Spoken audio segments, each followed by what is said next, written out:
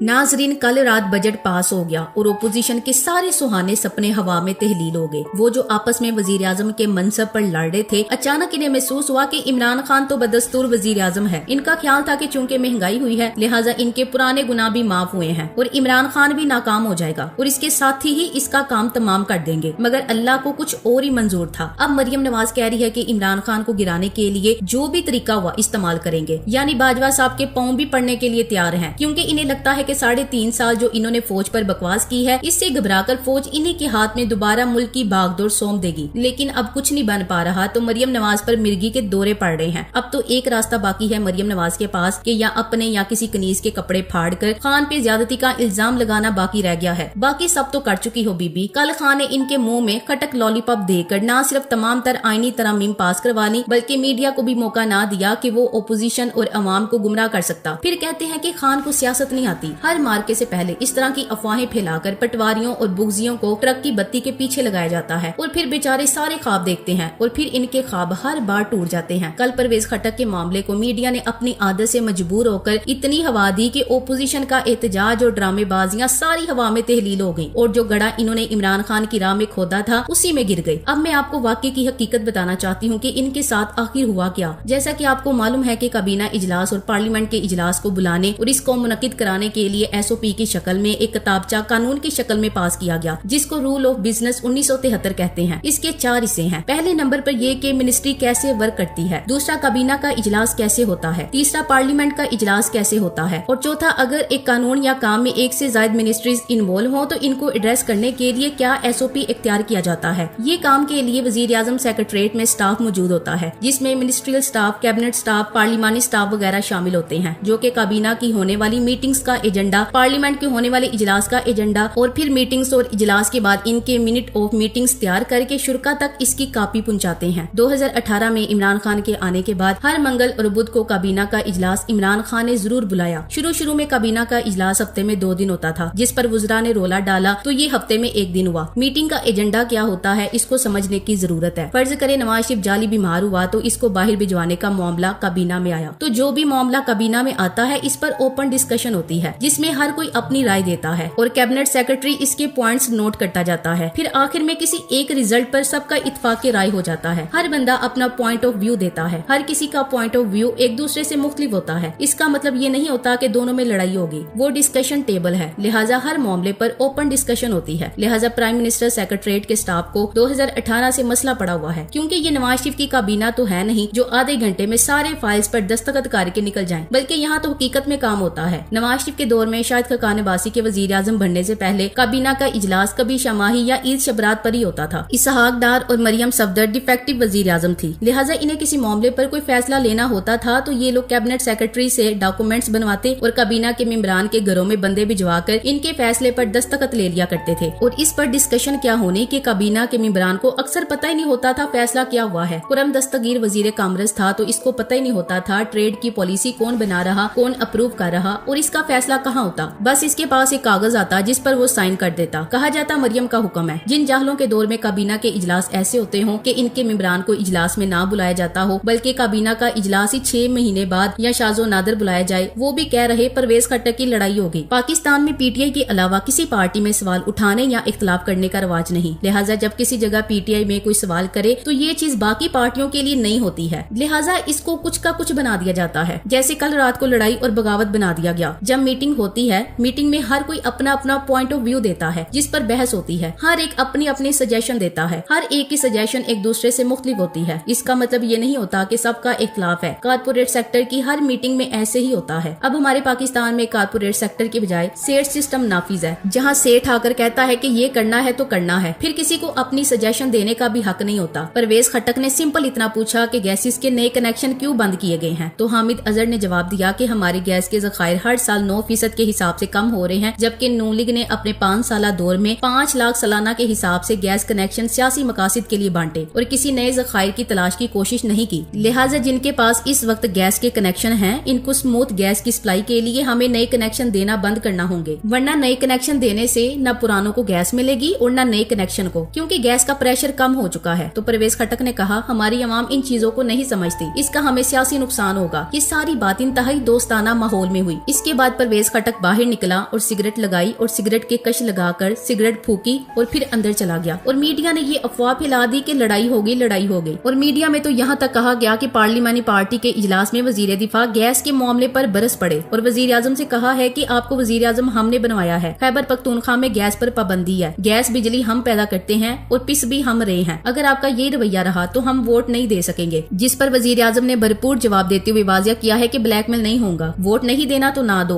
मुल्क की जंग लड़ रहा हूँ, कोई जाती मफाद नहीं, मेरे कारखाने नहीं, मेरी कोशिशें मुल्क की मफाद की खातिर है। परवेज खट्टक कुछ देर बाद दोबारा इजलास में आए और कहा कि हमारी बातें किसी के खिलाफ नहीं थी, जो दरीना मसला था इस पर बात की। वजीर दिफा परवेज खट्टक ने सहाफियों से गुफ्तगू में बताया कि किसी से तलक कलामी नहीं हुई, मैंने अपने हक की बात की। जब इनसे पूछा गया कि आप इजलास से उठकर बाहर क्यों गए थे तो इन्होंने कहा कि इजलास से नाराज होकर नहीं बल्कि सिगरेट पीने बाहर गया था। परवेज खट्टक का कहना था कि इख्तिलाफ कोई नहीं, सिर्फ गैस की बात हुई थी, वजीर आजम से इख्तिलाफ कभी नहीं हुआ। जब इनसे पूछा गया कि क्या वजीर आजम पर आपको एतमाद है तो परवेज खट्टक ने जवाब दिया कि वजीर आजम पर 100% एतमाद है, गैस की बात हुई है, प्रॉब्लम को जेरे बहस लाए हैं, किसी मसले को जेरे बहस लाए तो इसे इख्तिलाफ नहीं कहते। परवेज खट्टक से जब पूछा गया कि कोई फॉरवर्ड ब्लॉग तो नहीं बन रहा तो इन्होंने कहा कि हम किसी को फॉरवर्ड ब्लॉग बनाने नहीं देंगे। बादशाह वजीर आजम इमरान खान के चैम्बर में वजीर दिफा परवेज खट्टक और विफाकी वजीर उमर अयूब की मुलाकात हुई। मुलाकात के बाद परवेज खट्टक ने मीडिया से गुफ्तगू में कहा कि टीवी देखकर हैरान था, जैसे मैंने कोई तूफान खड़ा कर दिया, सिर्फ गैस के मसाइल पर डिस्कशन हुई, मेरा सवाल था कि जो हमारी गैस की स्कीमें हैं वो चलनी चाहिए, मैंने ऐसी कोई बात नहीं कही कि वोट नहीं दूंगा, ये पार्टी की अंदरूनी बात है, मैंने कोई सख्त बात नहीं की, वजीर आजम के ना खिलाफ वो ना हो सकता हूँ और ना ही सोच सकता हूँ। इसके बाद वजीर दिफा परवेज खट्टक कौमी असम्बली के इजलास में शिरकत के लिए ईवान में चले गए। अब आते हैं असल बात पर, तो जनाब इमरान खान को 1 मिनट के लिए बीच में से निकाल दें। मैं ओपोजिशन को मानने वालों से पूछना चाहती हूँ कि चोरी करने को आप गलत मानते हैं, कानून की अमलदारी चाहते हैं, गरीब और अमीर के लिए एक निजाम चाहते हैं, पाकिस्तानी पासपोर्ट की इज्जत चाहते हैं, पाकिस्तान को अमेरिका और भारत के सामने आंखों में आंखें डाला हुआ देखना चाहते हैं, तो फिर अपना दिमाग इस्तेमाल करें ना। इमरान खान तो झूठा होगा, जानी होगा, लिबरल होगा और भी बहुत कुछ होगा, मगर हम सब का ईमान है कि प्यारे नबी सल्लल्लाहु अलैहि वसल्लम ने जो कहा बिला शोबा सच कहा। अगर हम बतौर कौम नबी करीम सल्लल्लाहु अलैहि वसल्लम की सिर्फ एक बात को उठा लें तो मैं कसम खाकर कहती हूँ कि आपका मुल्क बगैर लेजिस्लेशन के जन्नत नजीर बन जाएगा। वो बात क्या है कि रिश्वत लेने वाला और देने वाला दोनों दोस्ती हैं। ये रसूलुल्लाह सल्लल्लाहु अलैहि वसल्लम का हुक्म है, जो रसूल का हुक्म नहीं मानता वो इस्लाम का गद्दार और तौहीन रिसालत का मुर्तकिब है। और बदकिस्मती से पाकिस्तान रिश्वत खोरों की जन्नत है। अल्लाह और इसके रसूल सल्लल्लाहु अलैहि वसल्लम के इतने वाज़िया अहकामात के बावजूद हम न जाने किन बातों में इस्लाम ढूंढते हैं। वाज़िया अहकामात है रिश्वत लेने और देने वाले के बारे में, ज़ख़ीरा अंदोज़ों के मुतालिक, मुलाविट करने वालों के मुतालिक, नाहक कत्ल करने वालों के मुतालिक, जना हराम, यतीमों बेवा का माल खाने वाले के मुतालिक, सूद गर्ज, हमारे यहाँ हर वो काम होता है जो अल्लाह ताला ने हराम करार दिया और इन सब बुराइयों में मुब्तला लोग इस्लाम के अलमबरदार बनते हैं। यूँ मालूम होता है हमने सिर्फ जाहिर को इस्लाम समझ लिया है लेकिन इस्लाम की हकीकी रूह को समझा तक नहीं। Thanks for watching. Allah Hafiz.